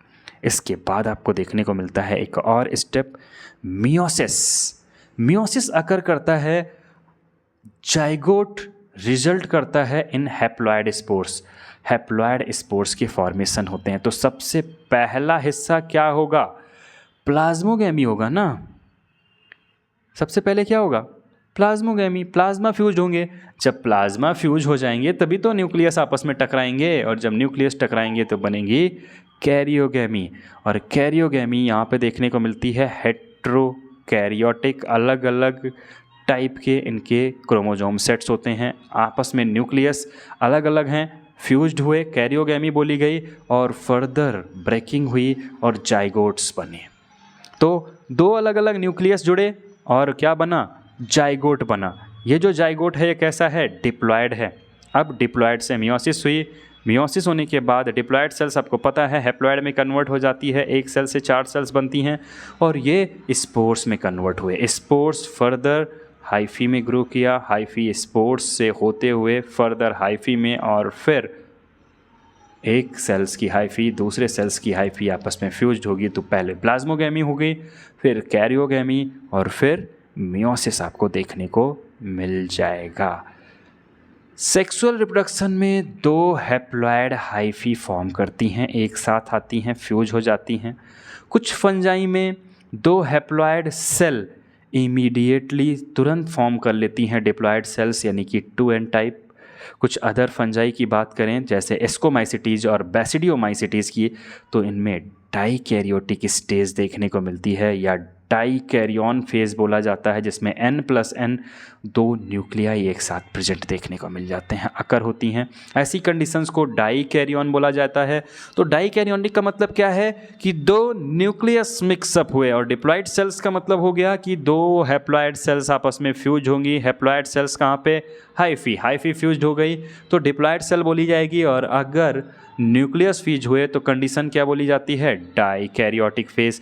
तो यहाँ से देखने को मिलता है composition later parental nucleus fuse होते हैं इनके आपस में डिप्लॉइड फॉर्म में। फंजाई फॉर्म करता है फ्रूटिंग बॉडी, जिसमें रिडक्शन डिवीज़न होता है। रिडक्शन डिवीज़न होने की वजह से हैप्लॉइड स्पोर्स के फॉर्मेशन होते हैं, देखने को मिलता है। ये बैसिडियम है, बैसिडियो स्पोर्स के फॉर्मेशन होते हैं इनमें।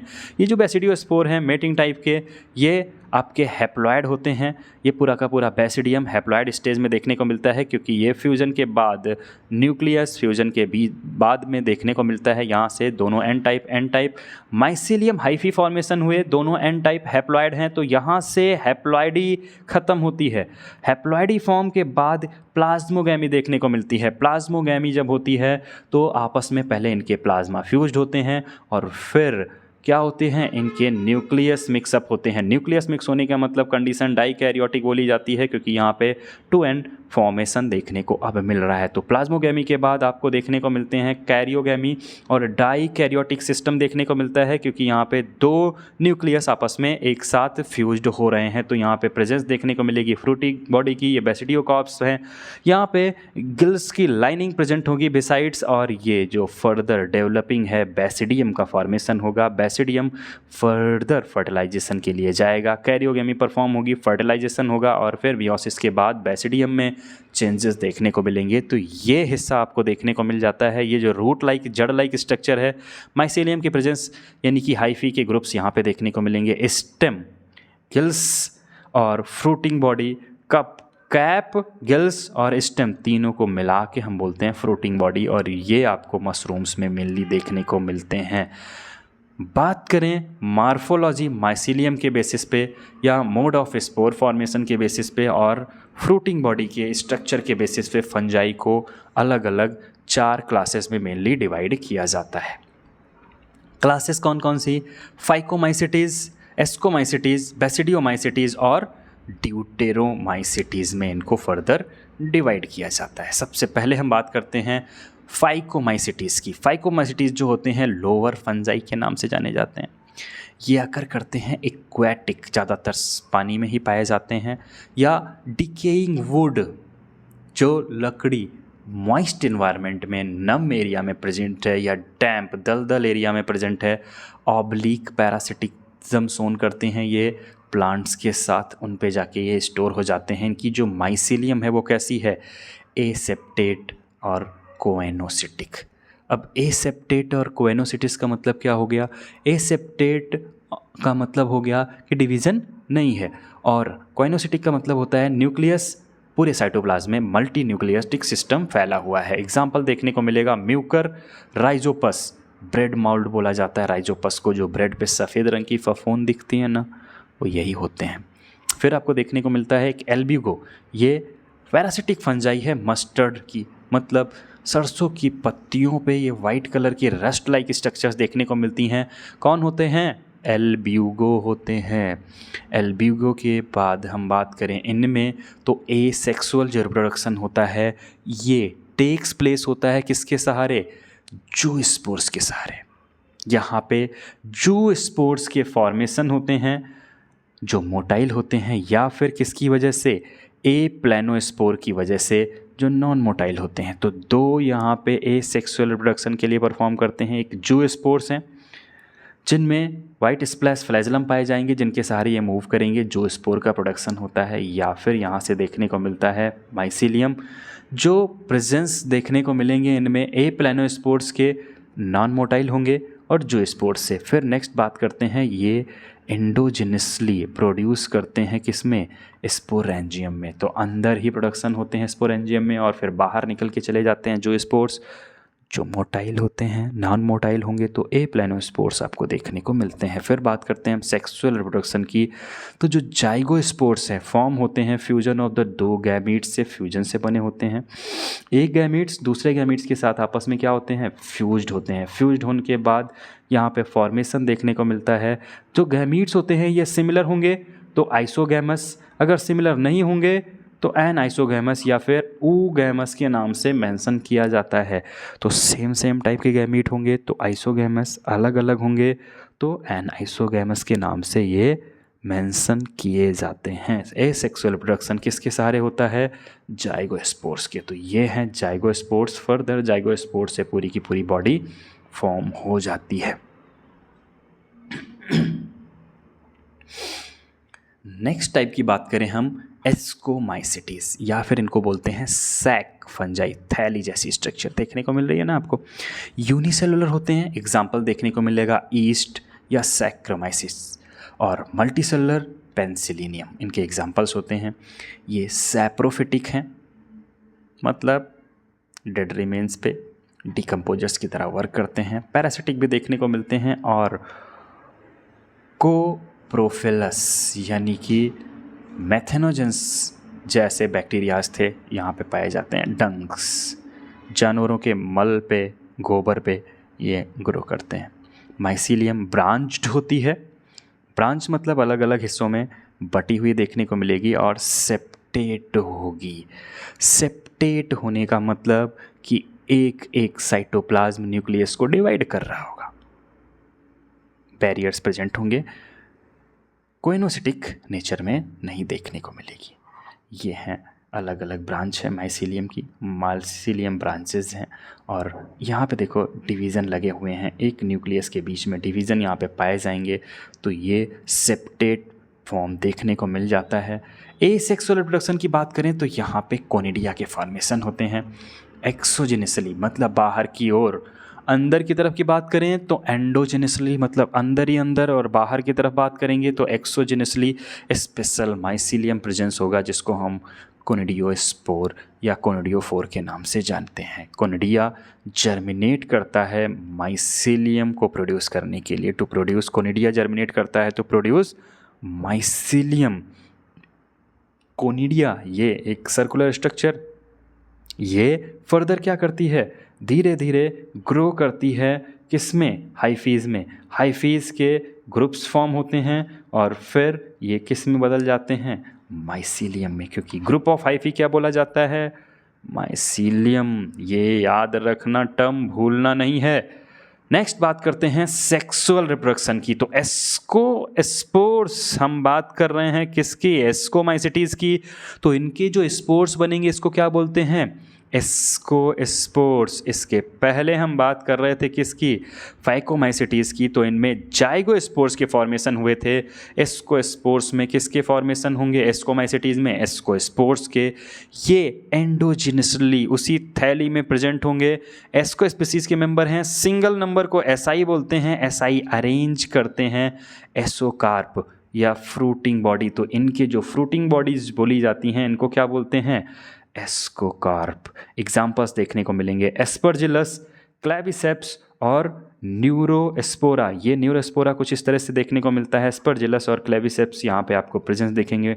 न्यूरोस्पोरा यूज किया जाता है बायोकेमिकल और जेनेटिक वर्क के लिए, बहुत ज़्यादा रोल प्ले आपको इसका देखने को मिलता है। बहुत से members like morels and truffles are edible and delicious. तो मोरेल्स एंड ट्रफल्स ये एसेक्सुअल रिप्रोडक्शन में सेक्सुअल रिप्रोडक्शन परफॉर्मेंस इनकी देखने को मिलती है, और ये बहुत ज़्यादा टेस्टी होते हैं, खाने में यूज किए जाते हैं। कौन, फंजाई की बात कर रहे हैं। Next one are the basidiomycetes. ये इजीली आपको देखने को मिल जाते हैं। ये घर के आसपास पेड़ होगा या उसका जो स्टफ ट्रंक हिस्सा बचा रह गया होगा काटने के बाद, वहाँ पे इस तरह से जो स्ट्रक्चर दिख रही है आपको, ये आपको देखने को मिल जाती है। या फिर इस तरह से मशरूम छोटे छोटे से ग्रुप्स में पफ बाल लाइक स्ट्रक्चर आपको देखने को मिल जाती है। ये मशरूम के डिफरेंट कलर्स देखने को मिल जाते हैं। ये सब मेंबर हैं किसके, बैसिडियोमाइसिटीज़ के। तो मशरूम, ब्रैकेट फंजाई या फिर पफ बाल, इसके मेंबर्स होते हैं ये सॉइल में ग्रो करते हैं या फिर गट्ठर ऑफ ट्री के स्टम्स पे और लिविंग प्लांट बॉडीज़ पे एज एंड पैरासिटिज वर्क करते हैं। रस्ट और स्मट डिजीज काज करते हैं। माइसीलियम इनकी कैसी होगी, ब्रांच और सेप्टेट, मतलब कई पार्ट्स में बटी होगी और वही साइटोप्लाज्म इनके सेपरेटेड होंगे। एसेक्सुअल रिप्रोडक्शन कैसे फॉर्म करते हैं, नहीं देखने को मिलता है। एसेक्सुअल में जो स्पोर्स हैं जनरली यहाँ पे फाउंड नहीं किए जाते हैं, पर वेजिटेटिव रिप्रोडक्शन होता है। कैसे, फ्रेगमेंटेशन से बट जाते हैं दो हिस्से में और फिर दोनों नई नई बॉडी बना लेते हैं। तो ये आपको यहाँ पे देखने को मिलता है। सेक्स ऑर्गन इनमें एब्सेंट होते हैं, पर प्लाज्मोगैमी अकर होती है, फ्यूजन ऑफ टू वेजिटेटिव और सोमैटिक सेल्स। तो सेल्स आपस में आके फ्यूज हो जाती हैं तो प्लाज्मोगैमी हो जाती हैं इनमें। Of different strains of genotypes, अलग अलग जीनोटाइप के जो स्ट्रेन्स होते हैं ये आपस में यहाँ पे देखने को मिलते हैं। रिजल्टेंट स्ट्रक्चर डाइकैरियोटिक, जो न्यूक्लियस फ्यूज हुए आपस में, डाइकैरियोटिक, न्यूक्लियस के भी फ्यूजन नहीं होते हैं, डाइकैरियोटिक स्ट्रक्चर देखने को मिलती है जो फर्दर बैसिडियम के फॉर्मेशन करते हैं। बैसिडियम फॉर्म होता है, फिर कैरियोगैमी होती है, न्यूक्लियस फ्यूजन होते हैं और मियोसिस अकर होती है। मियोसिस अकर होके 1 से 4 बैसिडियो स्पोर्स के फॉर्मेशन होते हैं। बैसिडिया अरेंज होते हैं, फ्रूटिंग बॉडी कॉल्ड बैसियोकार्प। बैसिडियोकार्प स्ट्रक्चर देखने को मिलती है। एगेरिकस, यूस्टिलागो, पक्सीनिया की बात करें तो रस्ट फंजाई होता है। यूस्टिलागो स्मट डिजीज काज करता है और एगेरिकस को हम मशरूम के नाम से जानते हैं। ये इनके एग्जाम्पल्स होते हैं। नेक्स्ट हम बात करते हैं ड्यूटेरोमाइसिटीज़। ड्यूटेरोमाइसिटीज़ इनको हम इम्परफेक्ट फंजाई बोलते हैं क्योंकि इनके सिर्फ एसेक्सुअल या वेजिटेटिव फेज़ को अभी तक हम पढ़ पाए हैं, समझ पाए हैं या जान पाए हैं। अभी हमने सेक्सुअल रिप्रोडक्शन इनकी कहानी खोजी ही नहीं है। जिस दिन खोज लेंगे ये परफेक्ट फंजाई बोले जाएंगे और फिर इनको एस्कोमाइसिटीज़ या बैसिडियोमाइसिटीज़ के आसपास रख दिया जाएगा, लेकिन अभी तक हम खोज नहीं पाए हैं। हमें सिर्फ एसेक्सुअल रिप्रोडक्शन देखने को मिलता है।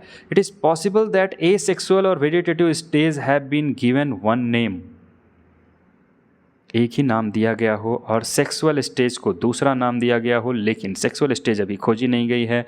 एसेक्सुअल स्टेजेस पाई जाती हैं when linkage wear establish the fungi correctly identified किया जाएगा और फिर इसको मूव कर दिया जाएगा ड्यूटेरोमाइसिटीज़ से। लेकिन अभी ड्यूटेरोमाइसिटीज़ आपको इम्परफेक्ट फंजाई के नाम से याद रखना है। ड्यूटेरोमाइसिटीज़ एसेक्सुअल स्पोर्स यानी कि कोनिडिया फॉर्मेशन से रिप्रोडक्शन परफॉर्म करते हैं। माइसीलियम इनकी सेप्टेट और ब्रांच देखने को मिलेगी। कुछ सैप्रोफिटिक या पैरासिटिक होते हैं। मेजरली इनमें डिकम्पोजर्स देखने को मिलते हैं। किसका?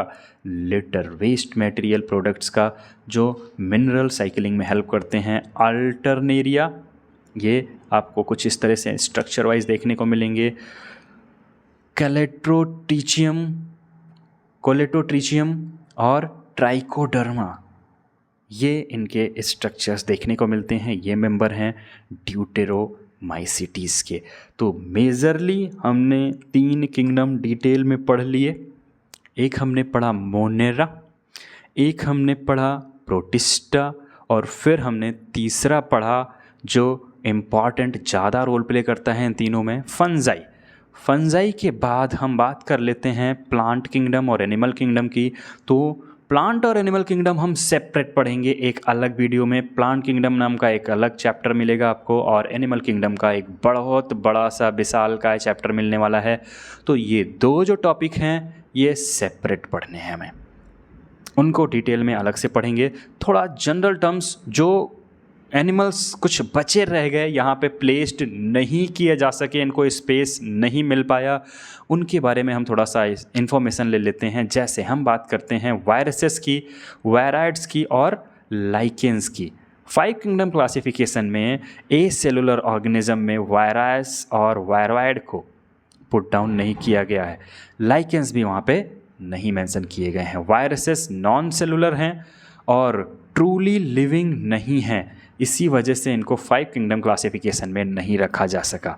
वायरसेस इनर्ट क्रिस्टलाइन स्ट्रक्चर होते हैं, लिविंग सेल से बाहर पाए जाते हैं और ऑब्लिगेट पैरासिटिज्म होते हैं। होता क्या है, वायरसेस डेड फॉर्म में प्रेजेंट होते हैं, जब किसी लिविंग सेल के प्रोटोप्लाज्म के कांटेक्ट में आते हैं तो ये जिंदा हो जाते हैं। When they infect the cell, they take over the machinery। मतलब अब सेल के अंदर जिंदा हो गए तो सेल के अंदर जो डीएनए पिगमेंट्स हैं उनको चेंज कर देते हैं और उसके हिसाब से नए प्रोटीन्स के फॉर्मेशन इसके हिसाब से होते हैं। तो होस्ट सेल में ये खुद के हिसाब से रेप्लिकेशन शुरू कर देते हैं और होस्ट को मार देते हैं।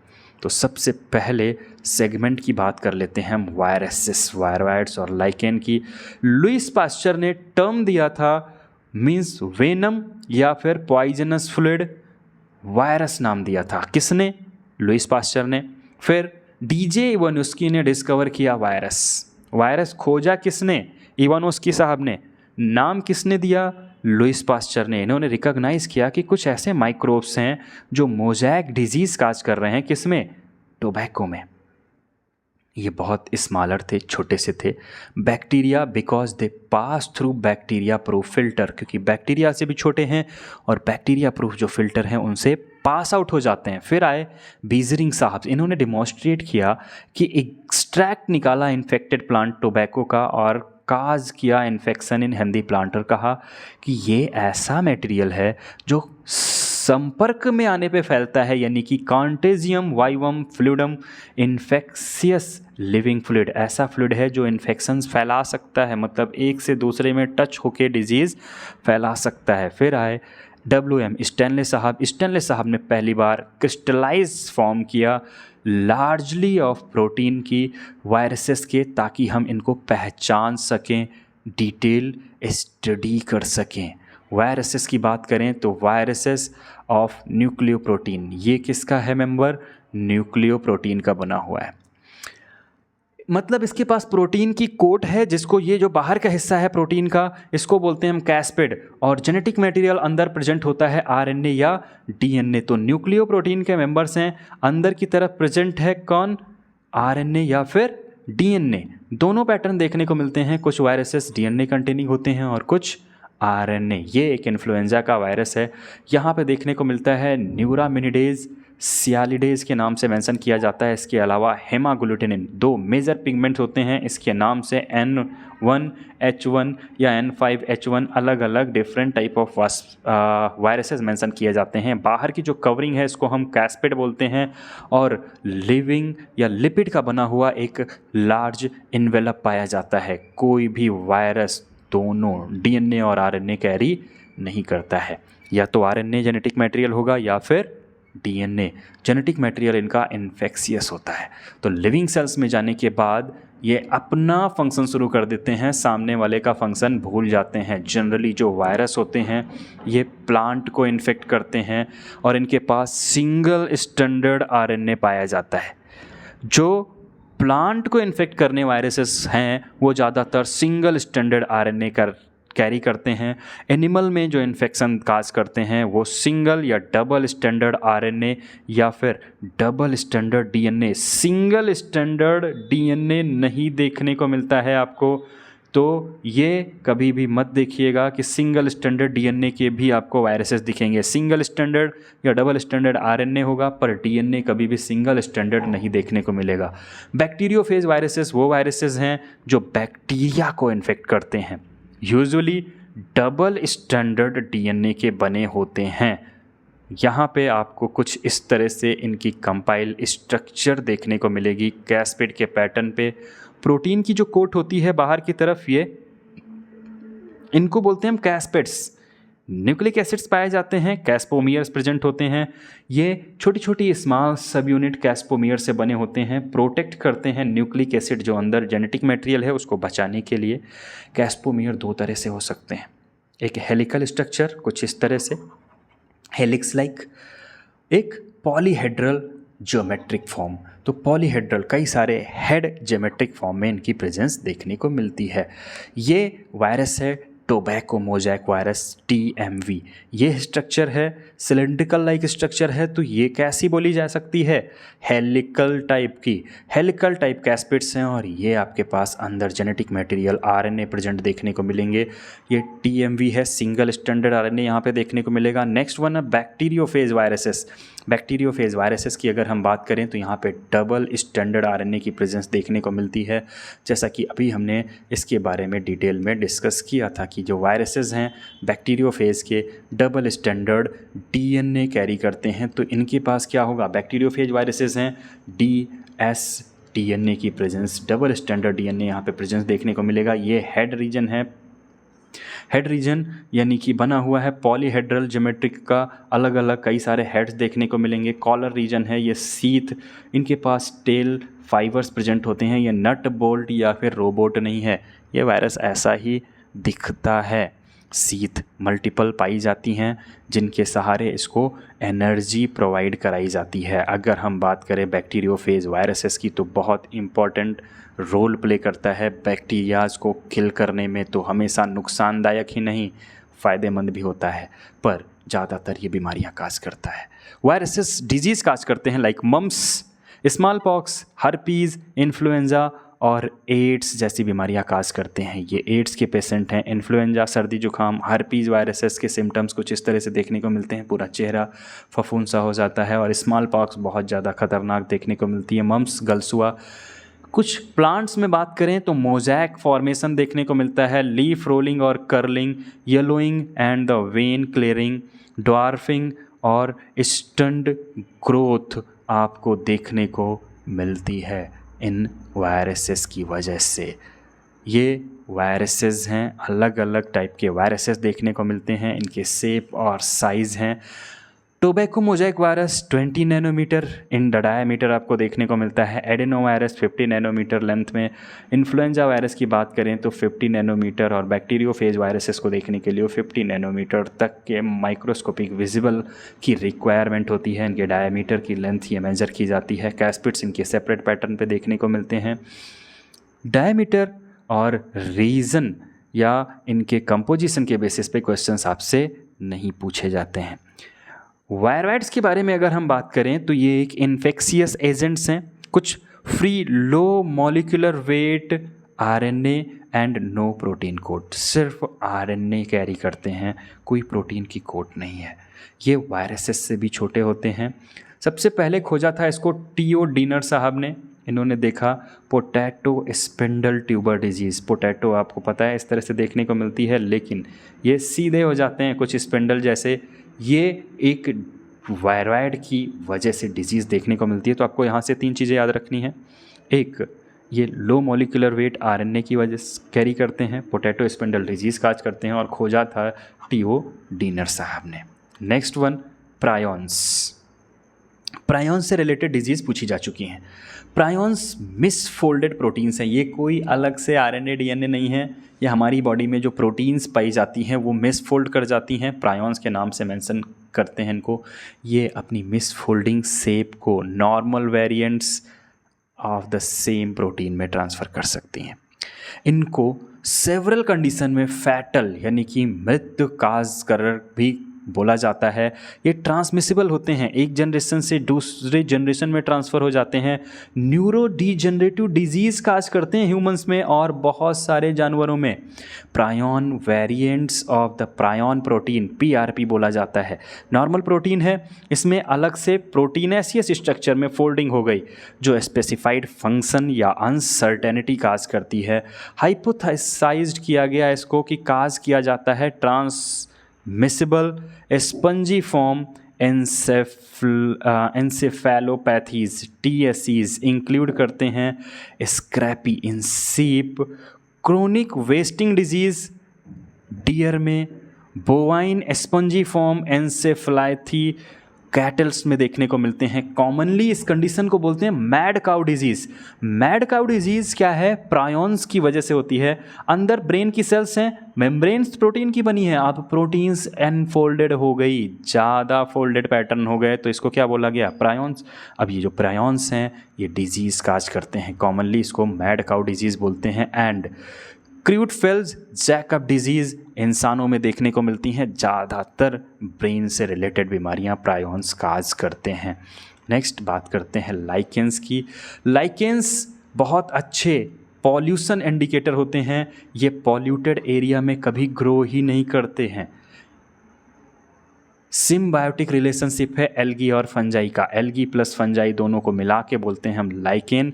एल्गी फूड प्रोवाइड करता है, फंजाई इनको शेल्टर देता है।